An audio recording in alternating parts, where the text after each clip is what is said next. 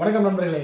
So இன்றைக்கி வந்து பார்த்தீங்கன்னா குபேரா படத்தோடைய பாக்ஸ் ஆஃபீஸ், அதே போல் படைத்தலைவன், குபேரா, டிஎன்ஏ இந்த படத்தோடைய பாக்ஸ் ஆஃபீஸ் ப்ளஸ் மாறன் வந்து பார்த்தீங்கன்னா அந்த டிஎன்ஏ படத்தை பற்றி ஒரு சில விஷயங்கள் பேசினார். அதை பற்றி நம்ம பேசிடலாம். ஸோ ஃபஸ்ட்டு பாக்ஸ் ஆஃபீஸ் நான் என்னென்னு சொல்லிடுறேன்.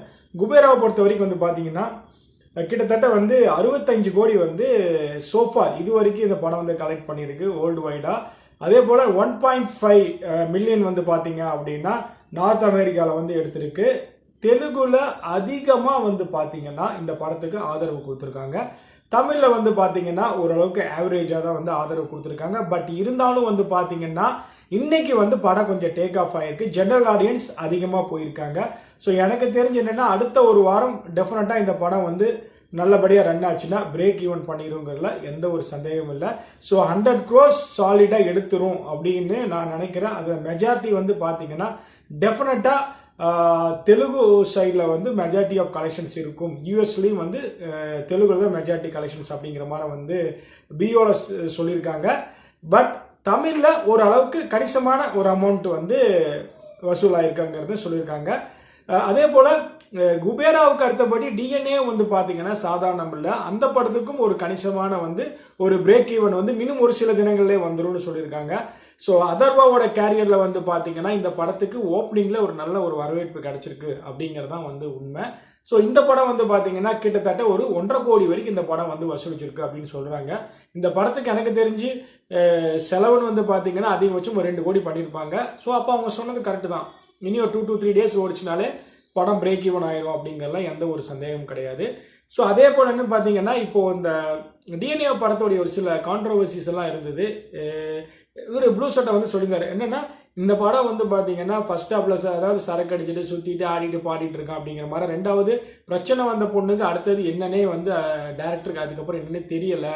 சொல்ல போனால் கிட்டத்தட்ட இந்த படம் வந்து ஒரு நல்ல கதையை வச்சுருந்தாங்க. இருந்தாலும் படம் வந்து பெருமளவு திரைக்கதையில் கோட்டை விட்டுட்டாங்க அப்படிங்கிற மாதிரி சொல்லியிருந்தாரு. பட் எனக்கு தெரிஞ்சு என்னென்னா இன்னும் படத்தை அவர் முழுமையாக புரிஞ்சுக்கல அப்படிங்கிறது தான் இங்கே ஒரு பிரச்சனை. காதல் தோல்வி அடைஞ்சவங்க ஒரு லவ் பண்ண ஒரு பொண்ணு ஒன்று இறந்துருச்சு அப்படிங்கும்போது டெஃபினட்டாக ஒரு ஃப்ரஸ்ட்ரேஷன்லேருந்து ஒரு டிப்ரெஷன்லேருந்து வெளியே வர்றதுக்கு ஏதோ ஒரு சில விஷயங்கள் நடக்கும். ஒரு கட்டத்தில் ஒரு செட்டில் டவுன் ஆவாங்க. எல்லாம் முடிச்சுட்டு வந்து இந்த மாதிரி வீட்டில் சொல்கிற சரி பொண்ணை கல்யாணம் பண்ணிக்கலாம் அப்படிங்கும்போது ஒரு பிரச்சனை இருக்கும்போது சரி என்னோட இது போயிடுச்சு, இந்த பொண்ணு இப்படி இருந்தாலும் பரவாயில்ல, கல்யாணம் பண்ணி அவளுக்குன்னு ஒரு லைஃப் வாழ்வோம், அதில் நம்மளும் வாழ்வோம், நமக்குன்னு ஒரு குழந்தை அதுக்குன்னு வாழ்வோன்னு ஆரம்பிக்கிறாரு. பட் அங்கே ஹாஸ்பிட்டலில் வந்து அந்த குழந்தைய ஸ்வாப் பண்ணுறாங்க இல்லைங்களா, அதோடைய விறுவிறுப்பு வந்து பார்த்தீங்கன்னா உண்மையை கண்டுபிடிச்ச அதர்வாக்கு என்ன அப்படிங்க. ஆமாம், உண்மையை கண்டுபிடிக்கிறதுக்கு இவர் என்ன சொல்கிறேன்னா சட்ட ரீதி அது இது அப்படிங்கிறாங்க. பட் இங்கே மெயினாக சொல்ல வர கான்செப்டே வந்து என்னென்னு புரிஞ்சுக்கணும். அதாவது நிறைய படம் பார்த்தவங்களுக்கு அப்படி தான் தோணும். உண்மையிலே இந்த படத்தை வந்து ஒரு ப்ராக்டிக்கலாக ஒரு ரியாலிட்டியாக தான் வெங்கடேஷே வந்து பார்த்தீங்கன்னா அது நெல்சன் வெங்கடேஷே வந்து சொல்லிடுறாரு. என்னென்னா தன் குழந்தை வந்து மாற்றப்பட்டிருக்குன்னு தெரியும் போது அந்த உள்ள ஒரு பதவிப்பு இருக்கிறது பார்த்தீங்களா, அந்த ஆளை பார்த்து தேடி ஓடுறது, அதைத்தான் இங்கே கொண்டு வந்திருக்கேன்னு சொல்கிறாரு. நீங்கள் சொல்கிற மாதிரி வந்துட்டு திரைக்கதையை வந்து இதுவும் கமர்ஷியலாக மாற்றினதுனால தான் இந்த அளவுக்கு படம் வந்து ரீச் ஆகிருக்கு. இது கமர்ஷியல் மாற்றாமல் ட்ராமா கோர்ட்டு மாதிரி செகண்ட் ஹாஃப் கொண்டு போயிருந்தா கண்டிப்பாக இந்த படம் ஓடி இருக்கு வாய்ப்பே கிடையாது. ஸோ நெல்சன் வெங்கடேஷ் பண்ணது கரெக்டு தான். ஸோ இதுதான் நான் சொல்ல வர இடத்துல என்றைக்குமே நம்ம ஆடியன்ஸை பொறுத்த வரைக்கும் அந்த சேஸ் பண்ணி எடுக்கிறது கமர்ஷியல் எலமெண்ட்டாக கொடுத்தா மட்டும்தான் அவங்க பார்ப்பாங்க. நீங்கள் இதில் வந்துட்டு ட்ராமா கோர்ட்டு போட்டிங்கன்னா அப்படியே படுத்து தூங்கிடுவாங்க. ஸோ அவர் பண்ணது கரெக்டு தான். மாறன் இதோட ரியாலிட்டியை புரிஞ்சுக்கணும், ப்ராக்டிக்கலாக என்ன அப்படிங்கிறது.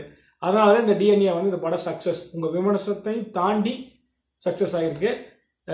சரிங்க, இதை தான் நம்ம என்ன சொல்ல நினச்சேன். அப்புறம் படைத்தலைவன் படம் வந்து பார்த்தீங்கன்னா கிட்டத்தட்ட அந்த படமும் ஒரு 3 கோடிக்கு மேலே சம்பாரிச்சிருச்சு. இது ஒரு நல்ல ஓப்பனிங் அண்ட் ஒரு நல்ல ஒரு இன்கம் ஃபார் சண்முக பாண்டியன். அதே போல் தக் லைஃப் படம் வந்து பார்த்தீங்கன்னா டோட்டலாக 100 crores வந்து காலி ஆயிடுச்சு. இனி ஆண்டவர் அடுத்த படத்தில் எப்படி டேக் ஆஃப் பண்ண போகிறது இல்லை. அமரனில் சம்பாரிச்சதில் பாதி விட்டுட்டாரு. பார்க்கலாம் அடுத்தடுத்த படங்கள் அவருக்கு என்னென்ன வருது அப்படின்னு சொல்லிட்டு. பட் தக் லைஃப் வந்து ஒரு மிகப்பெரிய ஒரு டிசாஸ்டர், பெரிய இழப்பு அப்படின்னே சொல்லலாம் பாக்ஸ் ஆஃபீஸை பொறுத்த வரைக்கும். நன்றி, வணக்கம், தேங்க்யூ.